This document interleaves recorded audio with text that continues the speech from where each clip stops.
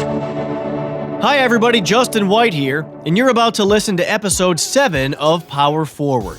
Our guest is Mike Walton, Director of Wholesale Development. Mike helps entrepreneurs come up with a game plan for success.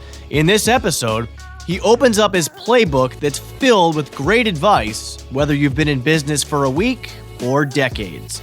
Mike also discusses how leaders can get buy-in from their team, which includes a story of the time he was faced with a difficult decision involving the CEO of the company. We also get into the 3 phases of culture, how to create a captive audience, and why failure is never truly failure if you approach it the right way. It's all coming your way on Power Forward. The primary purpose of this podcast series is to inform, entertain, and educate. The information, opinions, and recommendations presented in this podcast series do not constitute legal or other professional advice, opinions, or endorsements of any kind. This is Power Forward. All right, welcome back to Power Forward. Justin White alongside Mateen Cleaves. Mateen, what's the good word?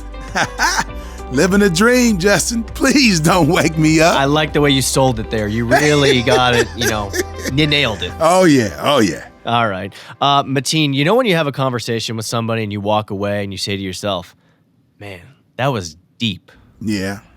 Well, our guest today is one of those people. And I'm not trying to oversell this individual, but the few conversations I have had with him, I have walked away afterwards and said, that dude has some great insights, not just on business, but on life. Oh, yeah. The word around town is he's the real deal. Well, all our listeners are about to find that out because today we have Mike Walton, a.k.a. Wally, Director of Wholesale Development. Wally, welcome to Power Forward. How you guys doing?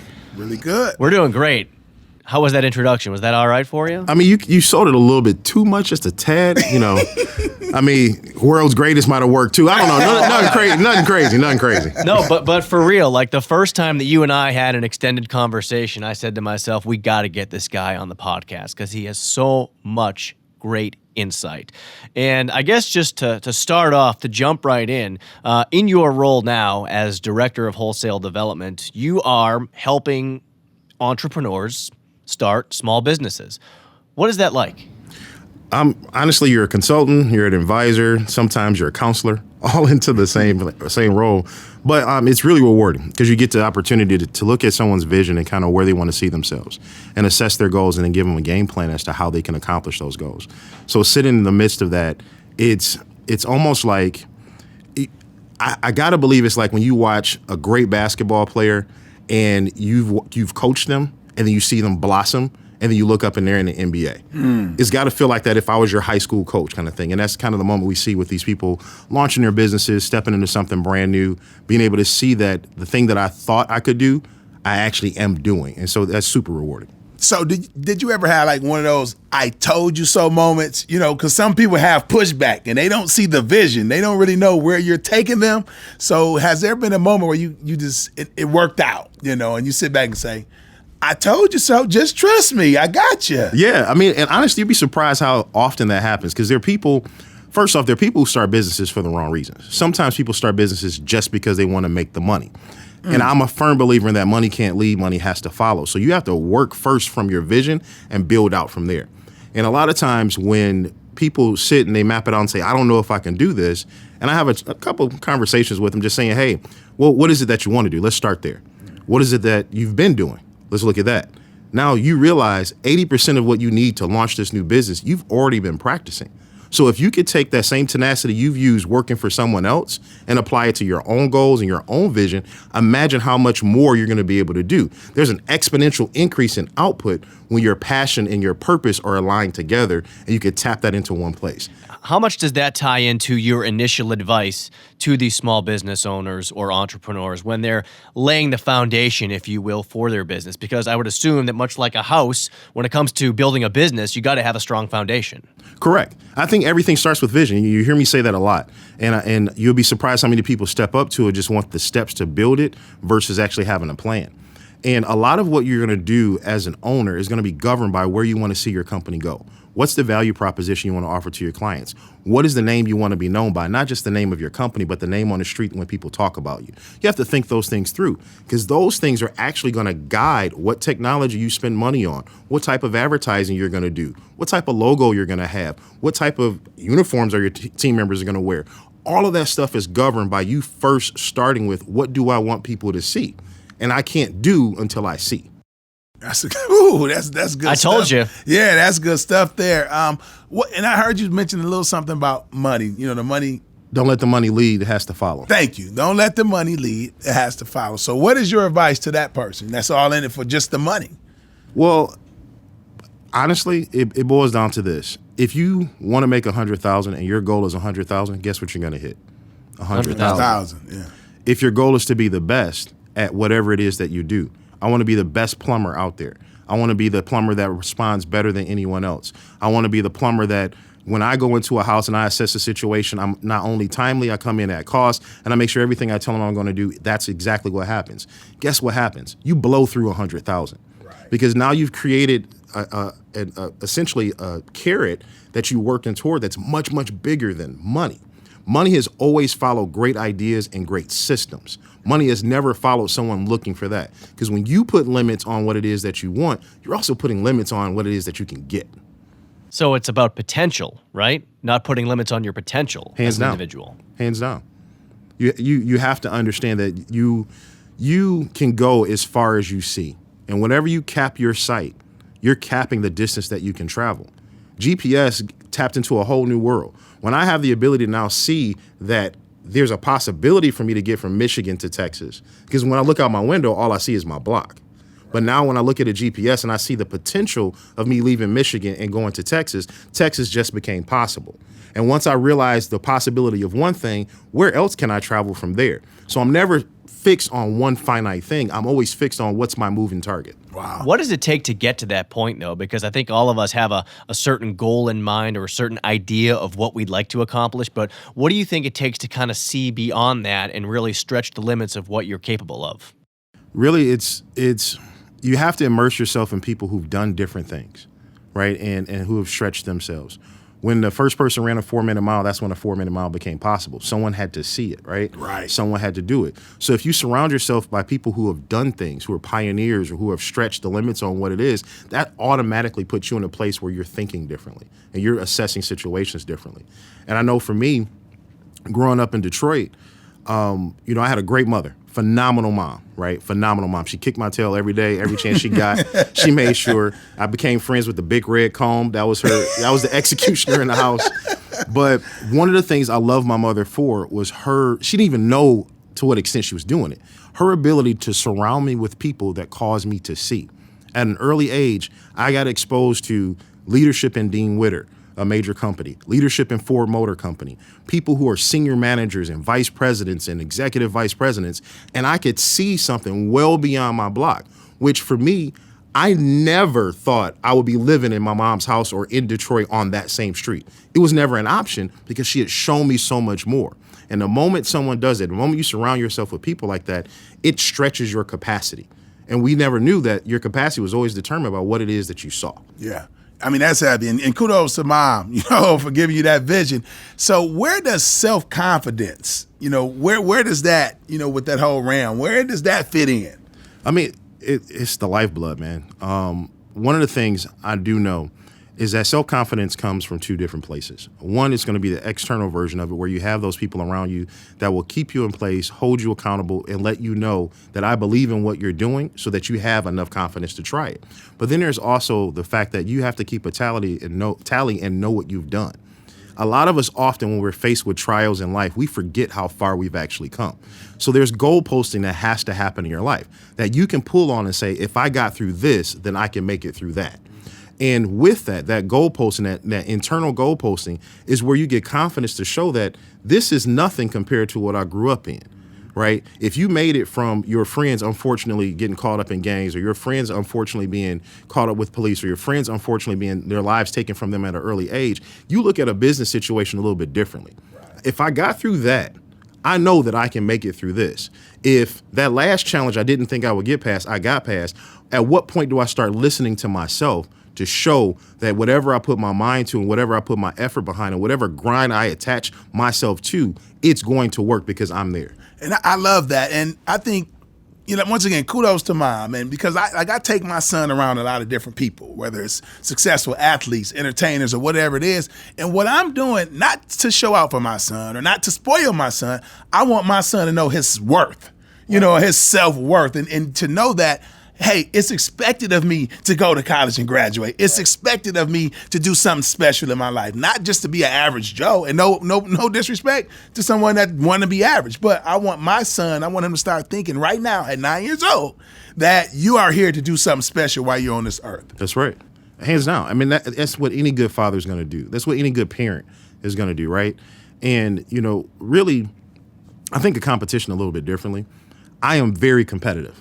I am that dad that my son won't beat me until I can't walk.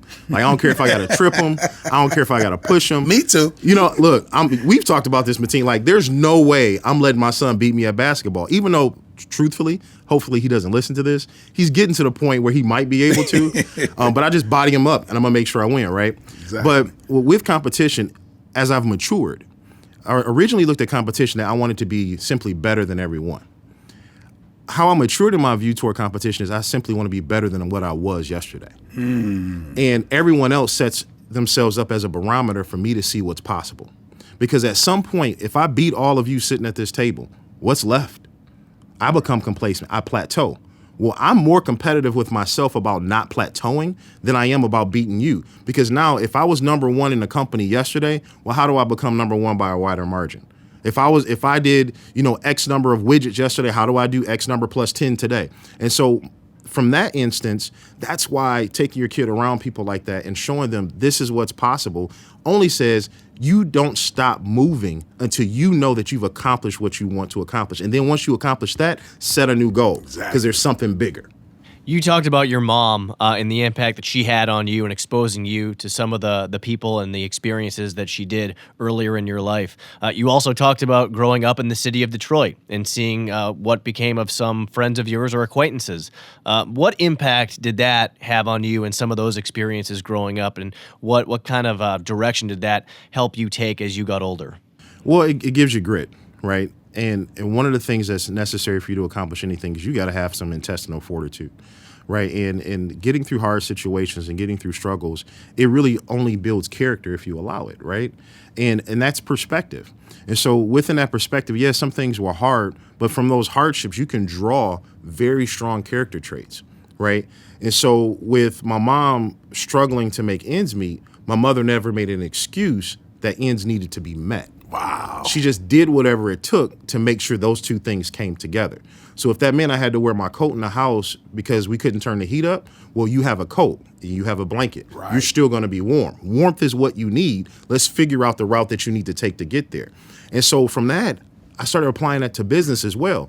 Okay, this is the end result we need. So what are the paths that we take to get there?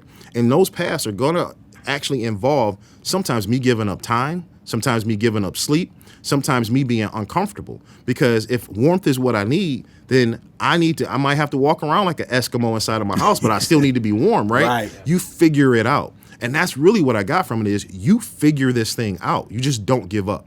Right. And a lot of it to me becomes mental. I'm going to have a great day because I want to have a great day. It's nothing you're going to do or no adversity that comes about that's going to screw my day up. And, I'm one of those guys, the sun is not out. Well, it's not raining. Well, it's raining too much. Well, it's not snowing. Exactly. And I think getting over adversity is huge as far as your mentality. And it becomes mental, in my opinion. It does. And adversity comes in a lot of different forms. So it doesn't have to be my story or Mateen's story or Justin's story. Mm-hmm. Your story may be different. Maybe adversity was I didn't think I was going to get a 4.0. And I had to figure out how to get an A in this class, and it's a class I hate. Right? So I had to put in extra time studying because of the fact that I didn't grasp this subject as quickly as other people. But that's still adversity, right? And that's where strength of character comes from. Right. Obstacles are being placed in your way. You have to have the tenacity to blow past them with whatever it takes to get past. I don't care if it's a bomb. I don't care if it's a machine gun. I don't care if it's a chisel. Whatever tool you got to use to get through that wall, you get through that wall. Right. Mike, we talked about your role and the fact that you help small business owners and entrepreneurs. I want to ask you about the culture piece to that, because we talk a lot about the importance of culture around here. So what are the biggest pieces of advice that you give these small business owners about what you should be focusing on when it comes to culture? Well, with culture, it starts inside out and versus outside in. So much of what I said earlier in terms of what's your value proposition, what do you want people to see you as, that has to be determined internally. And so my belief is that culture operates in 3 different phases. There's your advertised culture, there's your subculture, and then there's your shadow culture. So your advertised culture is what you attract people with, what you advertise to your employees, that this is what we're about. This is the character we operate with. Here's how we do things. Here's how we service our customers and our clients. And the purpose of culture is to unify a workforce so they're all working toward a common goal. And then it's your quality control. Because if I build a culture that supports the things that are important to me as a leader, then every time that person on my team interfaces with one of my clients, I know what experience they're going to have, right? And then your subculture is what we all know. Every team within the grand team has its own culture. If you're on a football team, the offensive line has a culture. The D-backs have a culture. The running back core has a culture as to the things, the subtopics that are important to them. And everyone kind of understands how that works. But the one that probably gets overlooked a lot is the shadow culture. That is how well you implement the advertised culture of your company. And a shadow culture is what your team members and employees truly think about what it is you're saying we represent. So what do you mean, Mike? Great question, guys. I'm going to go ahead and answer it. So what I mean by that is... Yeah, because I was a little lost. I know, right? I know. Okay. So if I say that, hey, we offer direct communication, and I say that's one of the things that's important to us as a company. However, if every time a tough conversation comes up, I avoid it, what happens within the shadow culture is when they hear me get up and say, our company represents direct communication amongst team members, they're going to be the murmurs in the background saying, yeah, up until the time it's some hard feedback that they have to deliver, right? And that shadow culture is the thing that actually causes cancers within your culture. That's what you have to monitor. So implementation is very, very important. So if we say we're going to represent a thing, the doing part has to be very, very, very important to when you're building your culture. So what I do tell people is this: be careful with what you say your culture is. Make sure it's always something that you are sure that you can do. If you know you stray from direct communication, advertise that once you've worked on that. Because if you make yourself out to be a hypocrite, you're going to undermine the very thing that you're trying to build within your company through that shadow culture. Because your people, whether you believe it or not, they are talking about what you do. They are talking about what you say, and they are talking about how you interact with them on a daily basis. You want that talk to make sure it's in line with what you said, not the exact opposite because of what you did. And that goes for a leader too, right? Not just somebody who runs a company. That also you could take, I guess, from a leadership perspective and say, as a leader, I really need to practice what I preach, because otherwise the people on my team are going to call me out on it. Hands down. Hands down. And I don't want it to be misunderstood to say that you have to be perfect, because you don't. But if you're transparent and you're honest about who you are and what your imperfections may be, people will still respect you, and you still control what goes on in that background, right? For instance, I had a time with one of my team members where I told him, hey, I don't care who I'm talking to, who's at my desk, whatever the case is, if you need help with something, approach my desk. I will stop what I'm doing and I'll help you. Now, I had to back that up one day, right? And so, truthfully, I'm gonna be honest, transparent. I would have preferred they not have chosen this moment to do it, because the CEO is at my desk talking to me. So they approach my desk and say, hey, Mike, I got an issue. Oh, okay. I guess I just said this. I guess I got to do it.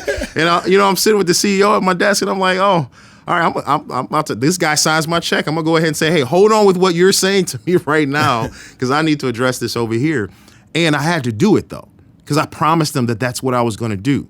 I wanted them to truly believe that I would be there for them to help with whatever it is they needed help with.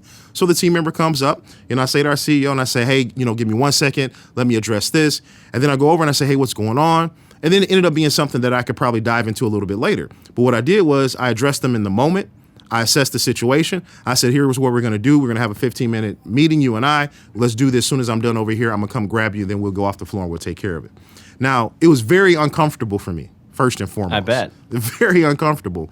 But the thing I won from that is that team member became one of my hardest working, never questioned anything I said. And honestly, if they saw someone doing something other than the play that was called, they called them out so I didn't have to. All because I just followed through on what I said. I love it. And I look at that situation as a team of people that get it, that do it the right way. Starting with you because you had a team member that needed help and you took the time to help them. But yet you had a CEO that didn't take it personal, that his pride wasn't in the way, that the fact that you told him to hold on to handle something, he understood exactly what you were trying to do. Exactly. And that matters. That's a part of setting the culture, right? The type of leader you want to have is the type of leader you have to become. Right. So you talked about the three phases of culture, and you talked about that situation with the team member who interrupts you while you're with the CEO. Kudos to you for doing that, by the way. And to me, that builds credibility. You know, the fact that you were a man of your word and you delivered, even though, like you said, it took a little bit of gusto to tell the CEO, "Hey, time out. I'll be right back." But I know, Mike, that you have only a couple of rules for the people on your team. You know, what are the two rules that are the ones that are absolute musts for you? Two rules. Live above reproach and don't embarrass me. Those are literally my only two rules. Because if you're following number one, you never violate number two. And the reason for that is essentially I want you doing everything you know to do the best way you know how to do it. And it's impossible for you to embarrass me because if I know that you did that, I can have your back in whatever situation it is. You set me up for success as your leader. Right. So if someone comes and questions something you did and I know that you practiced number one, I can immediately speak up for you and say, hey, they may have made a mistake, but I know X, Y, and Z is what they were doing. I know ABC is why they did it, and I can protect you. Probably not the best word, but, I can help you. But from that end, if you don't do that, though, and you put me in a position where I have to answer for something that I don't know about or I have to answer for something that is completely opposite what I said, that's just not going to bode well. Because now you've put me in a position where I can't defend what you did, right? I can't support you as a leader. Now you've gone into full accountability mode, right? Mm-hmm. Because, hey, this is what I asked you to do. You didn't do anything remotely close to this. Now you put me in a position where I had to answer for it and I had nothing to say. Mike doesn't like being in those positions. That's when you go to the third person like you're The Rock. Mike doesn't like being in those positions, right? Mike doesn't want to have these conversations with you. So Mike's going to call you into the office so we can talk about this a little bit and figure out how we can coach and get better the next time around. I like those two rules. And let me repeat them. Live beyond reproach and don't embarrass me. Now, you're a sharp guy, but I can't give you credit for don't embarrass me because I'm thinking that came from Mom a long time ago. I remember my mom used to tell me when we go somewhere, you don't embarrass me, or when I went to school or whatever, don't embarrass me. So I think, did that come from Mom? That's Mom. That's Mom all day. When we in this store, don't you touch nothing. Don't you pick up nothing. Don't you put nothing in my basket. You better not embarrass me in this store because I will embarrass you. I can't add the third rule there because, it's illegal. Oh, my goodness. But I mean, my mom did embarrass me in a couple stores in my lifetime. Okay. If you smell what Mike is cooking. Oh, yeah. You know what I'm saying? That's right. What impact would you say relationships have had on just your perspective on leadership, your perspective on how you interact with people who you have led or people who you are teammates with? So relationships. One would be my bishop. So his name's Don Shelby, and he's a phenomenal human being, right? One of the nicest people you'll ever meet in the world, but he is a dad through and through. Because when you mess up, he's going to call you to the carpet, right? And the thing I love about that and what he taught me about leadership was everything you do it in love, right? And the times that I've known him since I was 19, I'm almost 40 now. He's been in my life that entire time. And he would call me into my office and he would say, now, son, I know you're better than this, so we're going to start there. And then from there, we'll have our conversation. And throughout it all, he's holding me accountable, which I think is very, very important for a leader to do with anyone and for a leader to be. Honestly, a leader has to be accountable. But what was more important to me about how he did that was at no point did I ever question how he felt about me. At no point did I ever question whether he believed in me. And I would say the second relationship is with Laura Lawson. And so our chief people officer. Correct. And she may not remember this. We were at a dinner when we had some clients coming in and we were sitting at that dinner and all of us were sitting at the table talking. Then after that dinner, she said to me, she said, I think you're a star that needs to be seen. Oh, wow. I think you have something in you that needs to have a broader influence. And remember I told you guys about vision and what you're able to see. Well, I had a very siloed vision of what my career was going to look like. Laura Lawson single-handedly took me outside of that silo because she, in that one moment, she broadened what I thought of myself and what I thought I was capable of because of what she saw from sitting with me at a dinner conversing with our clients. And I thank her for that because vision and believing in your people is a necessary trait a leader has to have. Sometimes you're going to be faced with scenarios where your team members can only see what's in front of them. And you as a leader have to be able to see a little bit further down the road. And it takes for you to broaden someone's horizon by what you see in them through their traits, through their work ethic, through how they speak, or whatever that interaction is. But in that moment, you have a responsibility as a leader. I can inspire you. And that's honestly what she did. She gave me this one moment in these couple of sentences, and it inspired me to say, well, what does that look like? How can I work toward that? How can I make her my mentor so I can figure out what she meant when she said that? And honestly, it's history. Like I will always give her credit to where my career is and the things that I've been able to accomplish because of the fact that in that moment, she broadened who I was. Leaders, if you are listening, please do not allow people to settle.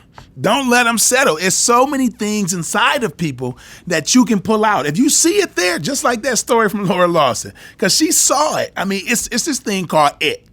And it don't have a definition. I don't know what it is, but some people have it. Right. And I think she saw that in you, and kudos to her for as a leader, pulling it out of you. That's right. I mean, and that's why I don't mind giving her credit. You know, I think sometimes there's a lot of things that leaders do that are so behind the scenes people would never know it's being done, right? And we always look at leadership from the glitz and the glamour, but there's a hard thing that comes behind it. Because there's things you take on for your people that your people don't even take on for themselves, right? Because even though I know you're thinking about your family when you come to work, and everyone definitely is. As a leader, I'm not only thinking about my family. I now have taken on the responsibility of your kids. Right. And making sure that you can provide for them. Not just provide through what we allot for you to pay, but provide for them emotionally so that you're not overly stressed out because I don't have the team staffed well enough and I have you doing 3 people's job. To make sure that you can provide for them through your own confidence in who you are by me reinforcing those great things about you that caused you to become a team member of ours in the first place. And then also from you having a work-life balance. And that means that I have to be responsible for when you're stepping outside of that balance. As a leader, I'm thinking of your family when I say go home. You need to go be with them. Because the last thing I don't want is I don't want your wife, you know, and this actually happened. One of my team members' wives came up to me, did you know he was working super late every day? And he can't. And I was like, I'm going to tell you right now, I told him to go home. Right. And she was like, oh, I didn't know that. Well, he wants to provide for you. He wanted to put in an extra effort. But please know that I didn't make him stay. And I just want the record to show that I didn't make him stay. And she was so grateful. And it's not to toot my horn, but she was grateful because of the concept that, wow, someone can care about me and they don't even know me. Care. You know what I'm saying? And that care is so powerful, and we have to, as leaders, exercise that. And it's those personal relationships, right? Not just with people you work with, but with people in your own life that can really teach you a lot about how you should be as a person in the workplace. That's right. I agree. Yeah, and I would say, like, even leaders, get to know each and everything about your team members. Get to know their family members. Get to know their wife's name, their kid's name. Do their kids play in sports? You know, you got to buy all the way in to your team members. And I think if you do that, now they feel appreciated. That's it. And they'll run through a brick wall for you. That's it. You would be surprised the investment people will make when they take ownership of something.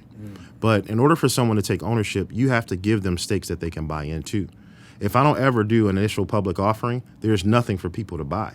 And so I think of, you know, this vision for the team as if it is stock. I'm doing an offering of this stock. Here's your chance to buy into it. But I'm going to give you all the great reasons why you want to invest your money, AKA your time, into this vision, into this company, into what we're building. And once you take on that ownership, now you have a vested interest in its success. So I don't have to micromanage you to the same extent because you know, hey, if you're taking orders, hey, we just got 500 extra orders more so than normal. There's no way that we're going to be able to do this without us staying a little later or me working a little harder. You know what? I'm going to go ahead and work harder, and I'm going to talk to the team member next to me. Hey, if you get these 5, I'm going to get these 10 because I know I can do that. And they start to kind of organically orchestrate what's needed to get the job done, all because of one thing.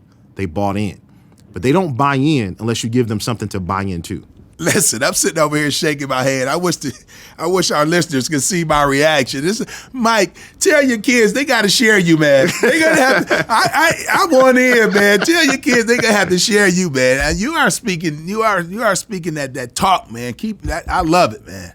Well, we talked about relationships and the impact they can have on you, in business and in leadership. And, it takes a certain type of person, I think, to be able to take positives from a negative situation. And one thing, Mike, that you've been very forthcoming about with myself and Mateen is the fact that you learned a lot through your divorce. Yeah. I mean, I'm not a fan of divorce whatsoever. I don't want it for anyone's marriage. But in that, every situation that comes about in life, you do have to step back and take an opportunity to look at it and see what you can gain from it. And one of the major things I learned was how important communication is within a relationship. And that is honestly what I applied to my people whenever I had to lead. And one major thing I remember is that I love motivating people, right? And I love doing so because I love to see a spark grow into a fire. I get great joy out of that. And it's just me being Mike. Like, I get great joy out of seeing that. But here's what I learned about what I did to my ex-wife. I motivated my ex-wife in a way that made Mike feel good. I'm being a rock again, just so you know. But I motivated her in a way that made me feel good. And I didn't motivate her in a way that she needed. And true motivation and wanting something for another person has to start with that other person. So it's not about just you, right? It's not about just what you want. And many marriages collapse because we become selfish in our focus. Many organizations collapse because leaders become selfish in their focus. And they operate out of these dogmas that make people uncomfortable, make people don't want to be there, make people not want to be around you because they no longer matter. And when I look at my divorce, in many ways, I did that to my then wife. She's the mother of my children. And there's so many wonderful things about her. She blessed me with the greatest gifts I could ever have, and those are my 2 kids. Mm-hmm. And for that, I'll always love her. She'll always be a part of my life. And I had to apologize to her, though. Because I said, I wasn't who I needed to be to you because I was being who I thought I wanted to be. But I didn't pay attention to who you needed me to be. Wow. And I had to apologize for that because as a result of that, now, obviously it's not all on me. She had responsibility and things as well. But I aided in that breakdown in communication in the relationship by me not being focused on the other person's needs and solely focused on my own. And I like your approach. I like the way you even went about it because a lot of people are blamers. Finger pointers. They want to point out everything she probably did wrong. Right. And you're saying, well, the first thing what great leaders do is look in the mirror and say, what could I have done better? Right. And it seemed like you've taken those steps. Well, I'm a firm believer in order to ever be a victor, you have to. And I've said this to my team in times past. I've said the difference between a victim and a victor is really who holds power. And so victims tend to be finger pointers. Wherever you point is what holds the power over your situation. So as a victim, if I say, Mateen didn't call me to let me know that we were supposed to record this at such and such a time, or we're supposed to go live at such and such a time, because Mateen didn't call me, that's why I showed up late, right? I'm being a victim now. So who has power over me getting here on time?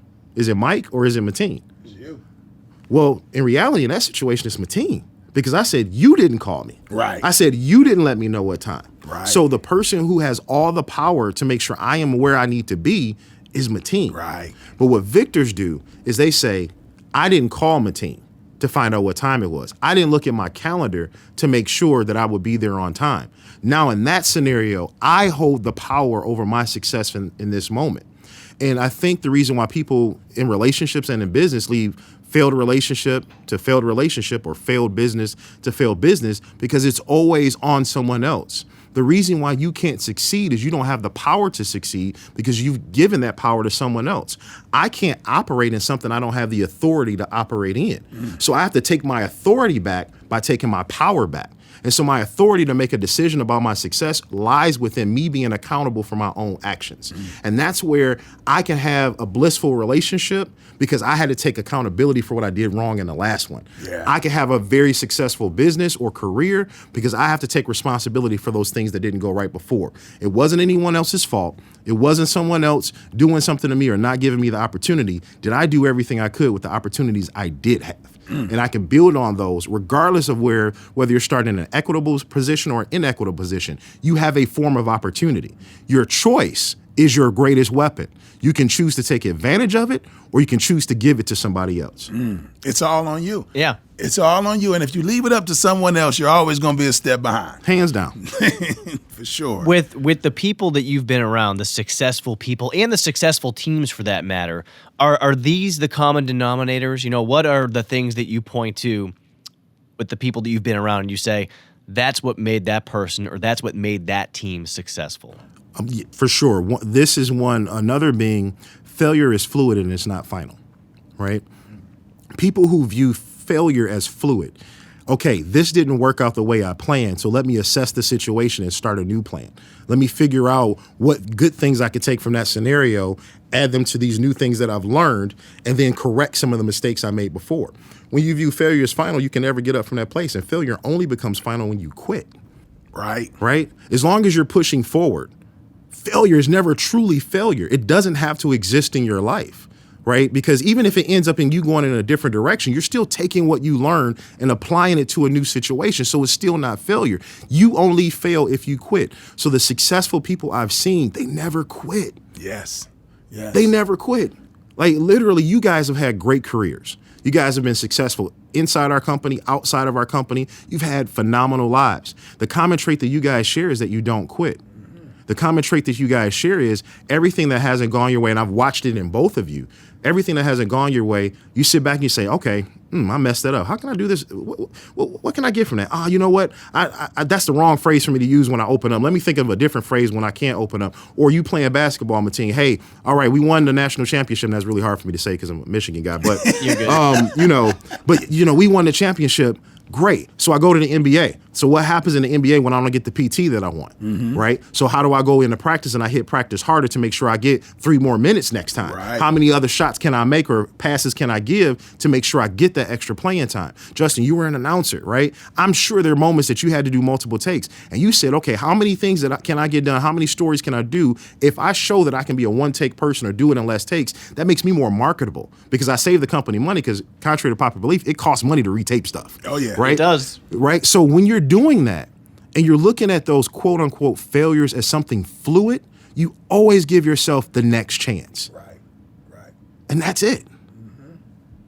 But that doesn't just happen overnight, right? I mean, you really have to, I think, have some experiences to get to that point because anybody can get down after they fail at something. It's like, you get knocked down, you got to get back up. I think it takes time to get to the point where you can have that greater perspective and say, I'm going to take what I learned from that situation and I'm going to move on and I'm going to apply it to the next situation to work out in my favor. For sure. I mean, it's the same process, though. You're going to assess where you are, which means being truthful about how you feel. If I'm down in this moment because something didn't work out the way I wanted, don't deny yourself that feeling. You're human, and that's what happens. But you can't dwell there. So the other part that's important is you always have to have people in your corner because it's a team effort. No individual is successful without a team. So you always have to have people in your corner who are on more solid footing than you are in that moment. So while you're feeling that, which you should naturally feel, they can remind you of what you are working toward. Right? If we're climbing a mountain together and I slip on this foothold and I fall and I'm dangling a little bit from the carabiner and the clamp that we have and we're hanging there, you're up further up the mountain than me and you're in a more stable position. You pull me and say, hey, we're still not at the top. And so because of that reminder that you give me, I shake myself out of that moment where I slipped up and I can say, yes, I'm not at the top. So I'm going to grab hold to your hand or grab hold to that rope that you're extending to me. And I'm going to, with your effort and my effort, we're going to pull myself up out of this situation. And that's how, when you get to a different vantage point, you can look down on where you just were and see it for what it is. Oh, the reason I slipped on that foothold is I should have used the one to the left that had a little bit more grip to it or a little bit more space or surface area to it because that works for a child's foot. That doesn't work for mine. Oh, next time I come up, I I know that this next one, I'm going to look for this one with this much space. But it's because you had a team. It's because you didn't deny what you felt and you were honest with yourself. And you always look to assess the situation. Now, you're right. This stuff is developed over time. It's going to be many times you make mistakes, many things that don't go the way you want. But there is an aspect of it that you are responsible for developing. And that is you have to always want to move forward. I love it. And think about this. The world don't stop turning when things don't go your way. I always tell people, don't have the boo-hoo party. Right. Because no one cares. Winners find a way. Don't find an excuse. A winner will find a way. And I think that needs to be the mentality. And that is the mentality for most successful people that I've been around. You're going to do things. Everything is not going to go your way. And there's going to be failure, if we want to call it failure, in your life. But you got to push through it. You got to continue to push through it, continue to fight. And winners, like I just said, will usually find a way. That's right. What about creating a captive audience? You talked about building credibility as a leader, but if you're in business and you're trying to find a way to create that captive audience to get people to come to you because you're the go-to guy or you're the go-to business that you can satisfy all their needs and then some, what are the things that you point to there? Well, first off, you want to create testers and not shoppers, right? That's the big thing. So, we operate in a world where price is something that comes up a great deal. I don't know any business world where price doesn't come up, but in ours, it's a topic of common conversation, right?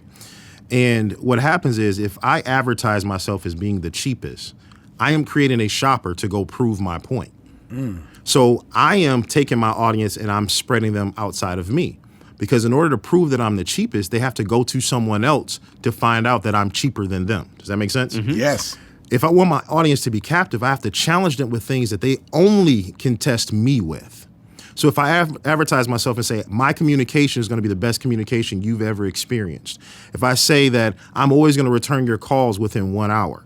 If I say that you won't experience another place that will treat you more like family. Everything I just said causes you to test me. You can't go to someone else to find out if I'm going to call you back in an hour. You can't go to someone else to find out if I'm going to treat you as family. So what you're doing in terms of how you're presenting yourself to the public is you're presenting things that forces the public to only try you to prove it. And so when I create a tester, I want you to test me. I am welcoming you to test me because in your testing me, I can prove to you what I just said. And now that I have all your focus on me and I am all you're thinking about in this moment, in this transaction that we're building together, now is where I can wow you because I am setting the expectations that I'm going to exceed. So really, if I say the expectation is I'll get back to you in 3 hours, but I always call you back in an hour, I look like a superstar because I set the expectation. Right. But key is I set an expectation that was captive and I insulated my income, I insulated my audience with things that forces them to look at me. And you seem like the type of guy that you want people to work with you, not selfishly, but like you can help them. Like it's more, you can make their business more successful probably than anybody else can. It's not for personal reasons, right. But it's because you genuinely think and know that you can do a better job than other people. Yeah, I mean, and it's not to sound in any way conceited or anything like that. It's when you find out that you have a knack for something, right? And you find out that you have a particular skill. And truthfully, my greatest skill is consistency, right? And because if I say I'm going to do something, my mother, going back to my mom, my mom put this in me. If you say you're going to do it, do everything in your power to make it happen. And if you don't, own it, right? And because I know I'm going to do that, because I know I'm going to be consistent, and because I know what I've done for other people, I do you a disservice by not allowing you to see the best part of me in helping you. When I see who you go to for help, and I know that they don't provide the service that I provide, I know that they don't have the care that I operate with, I am doing a disservice by allowing you to go there unattested. I have to let you know, hey, there is an option out there, and there's something that can be provided for you to help you accomplish your goal. I happen to be that tool in this situation. But guess what else? Here's where it's not conceded. If I'm not it, I want to point you to the thing that is going to get you the best. And here's what's crazy. It's a crazy phenomenon. When you're honest with people, they want to work with you. How about that, right? How about that, right? Keep it simple. Because I'm objectively saying, hey, I might not be the best for that scenario, but they end up wanting to work with me anyway because now they know I can trust what you say. And if you don't know it, no problem. I know you'll do whatever you can to figure it out.